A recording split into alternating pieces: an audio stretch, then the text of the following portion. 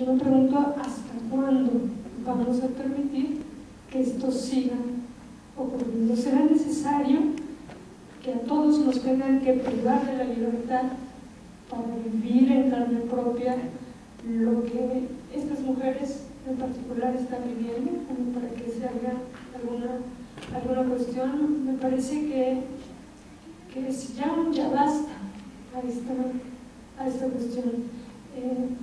Señalo esta cuestión de los burdeles porque, digamos, son mujeres que las colocan al lado de los hombres, que ahí sí la mayoría son criminales, y les ponen al lado de donde están ellos a las mujeres a su servicio, para que las usen y abusen en el momento que ellos quieran.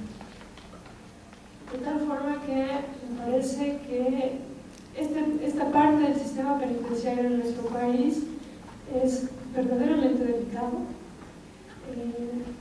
Yo estoy muy clara que las mujeres que se encuentran ahí, la mayoría son inocentes, tienen que ver una situación de género, un antecedente siempre de violencia, que como bien se ha señalado.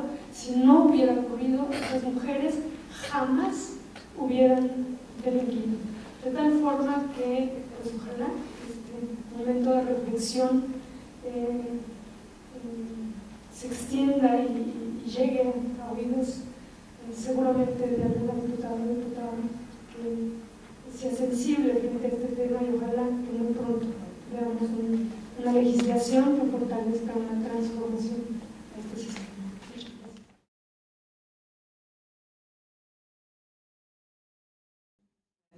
Yo solo quisiera retomar dos puntos. Uno, lo que dijo la doctora Eva Rez acerca de que la justicia tiene ceguera de género. Les podría hablar del estado de Veracruz y todas las reformas que se han hecho, las leyes que se han aprobado, el Código Penal reformado.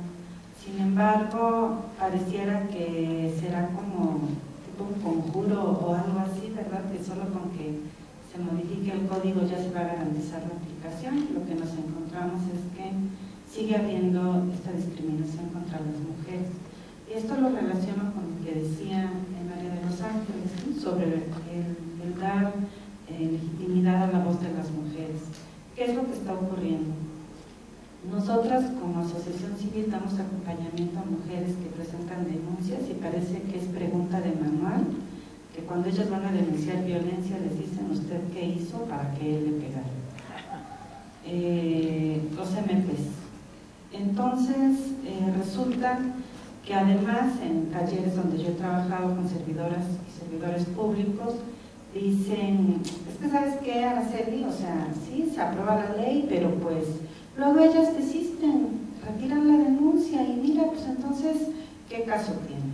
Además, como si no fuera su obligación, que si ella 10 veces va, pues 10 veces tiene que, por supuesto, que levantar la denuncia. Pero ¿con qué nos encontramos? De entrada, si nos quedamos solo con esta frase de: es que ellas se arrepienten, de veras, creo que hasta les gusta que les peguen. Si nos quedamos con esta frase, bueno, podríamos decir: híjole, hay que trabajar con las mujeres el ciclo de la violencia, para romper ese ciclo de la violencia. Sin embargo, ya cuando nos hablan de casos concretos o cuando las mujeres nos hablan de cómo las trataron cuando fueron a levantar la denuncia, por supuesto que desisten. O sea, desde usted qué hizo para que le pegaran, hasta señora piense, lo va a dejar a sus hijos sin un padre.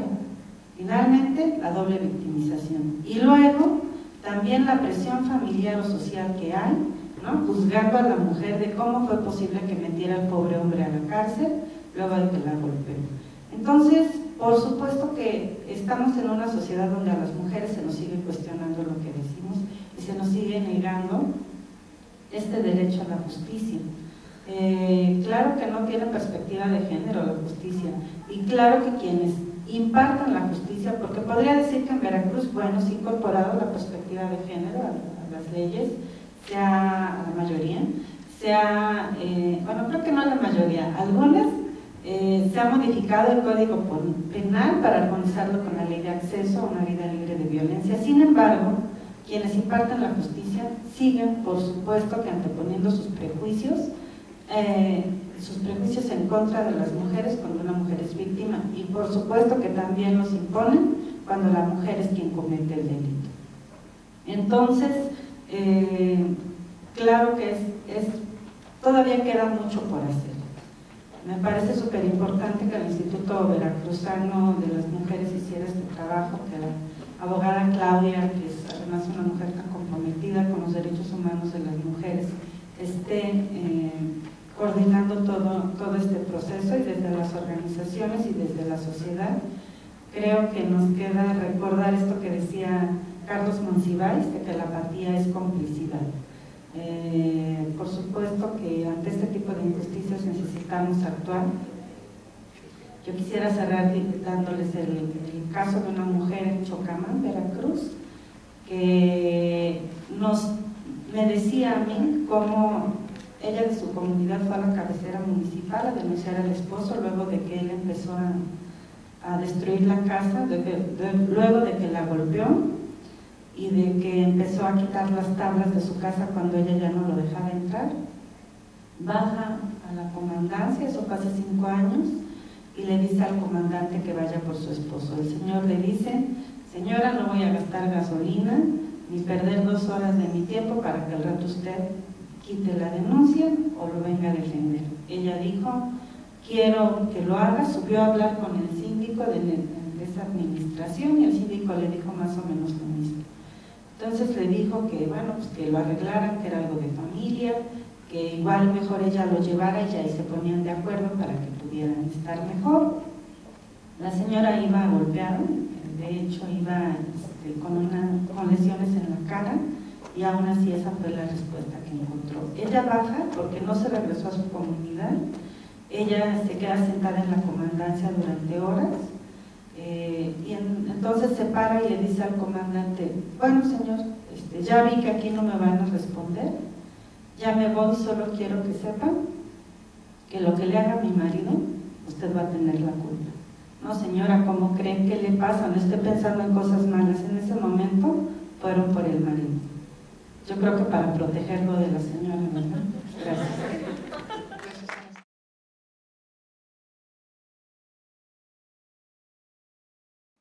Bueno, pues antes que nada, muchísimas gracias por la invitación.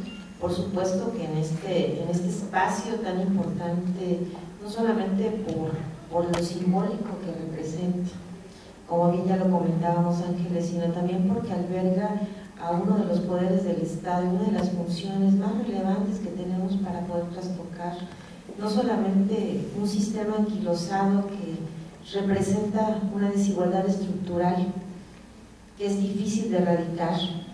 Y yo retomaría la última imagen, el comentario que Carmen hace cuando le preguntan que a quién le debe su libertad.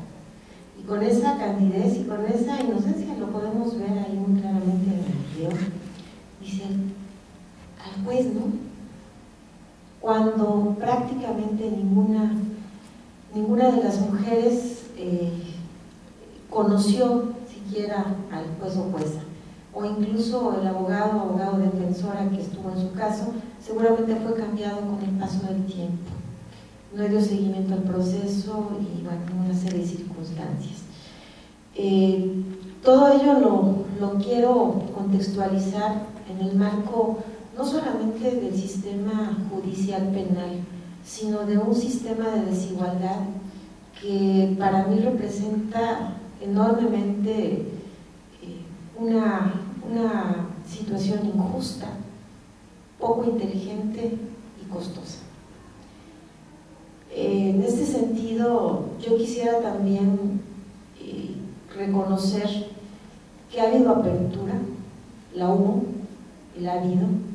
Sin embargo, hay prácticas culturales, tenemos tan introyectados estos estereotipos y este sistema androcéntrico en el que vivimos, que en muchas ocasiones de manera inconsciente, a pesar de que hay acciones formales que se han estado realizando, como efectivamente lo comentaban ya quienes me antecedieron en la palabra, tenemos un marco jurídico armonizado, un marco jurídico estatal, armonizado con lo internacional, con tratados internacionales, con marco normativo nacional.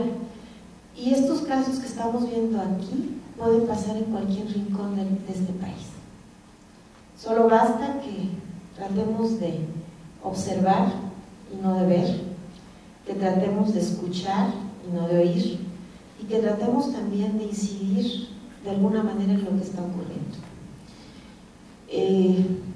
En ocasiones creo que quienes estamos, y bueno, nuevamente aquí me refiero a quienes hoy están aquí, gracias Ángeles, a Mirna por supuesto, a mis compañeras directoras de los institutos de diversas entidades federativas, gracias por estar aquí. Yo decía que me dejan al final porque lo vuelvo a ver una y otra vez el video y me sigue quedando un nudo en la garganta. Me sigue quedando un nudo en la garganta porque considero que necesitamos no solamente diseñar una política de Estado que trascienda las administraciones sexenales, sino también tener un reconocimiento pleno de que es necesario y necesaria actuar de una manera diferente. Este video se hizo, por supuesto, antes de la reforma constitucional en materia de derechos humanos. Eso hay que decirlo porque vale la pena que ahorita les comente también que ya no es una cuestión de que quieran, es de que deben.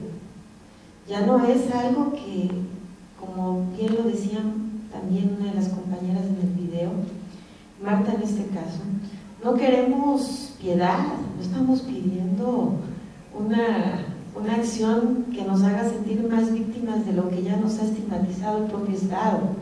Queremos ser ciudadanas con derechos. En ocasiones, y permítanme que se los diga, quienes están aquí, y hago un reconocimiento muy puntual a mis compañeras directoras, saben a qué nos enfrentamos.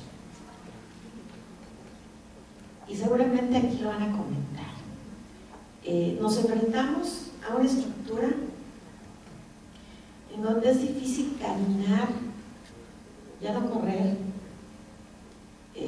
porque los obstáculos son muchos y muy variables, ¿no? Desde el desconocimiento y la desinformación hasta el dolo y la mala voluntad. Desde quien incide de manera intencionada hasta quien de manera inconsciente también decide no estampar una firma en algo que ya está. Efectivamente hay avances, ¿no? Como en muchas entidades federativas. En el Estado acabamos recientemente, y creo que este es un detonante interesante que yo lo recalque, de incorporar como tipo de delito al feminicidio.